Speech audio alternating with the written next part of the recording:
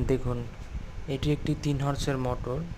মোটরটি আমরা কিভাবে সুন্দর করে টাইট দিয়ে তারপরে পাইপ রেঞ্জ দিয়ে ভালো করে টাইট দিয়ে তারপরে সুন্দর করে সেট আপ করে দেখুন টেপ দিয়ে রশিগুলো পেঁচিয়ে নিলাম, তারপরে তারগুলো সুন্দর করে টেপ দিয়ে পেঁচিয়ে এখন মোটরটি ভিতরে নামাবো। দেখুন মোটরটি পাখা জাম হয়ে যায়, যার ফলে ভিতরে শ্যাবও নষ্ট হয়ে যায়। তো এটার কারণে মূলত মোটর থেকে যে 2 ইঞ্চি ডেলিভারি লাইনটা আছে ওইটা হিট হয়ে খুলে যায়।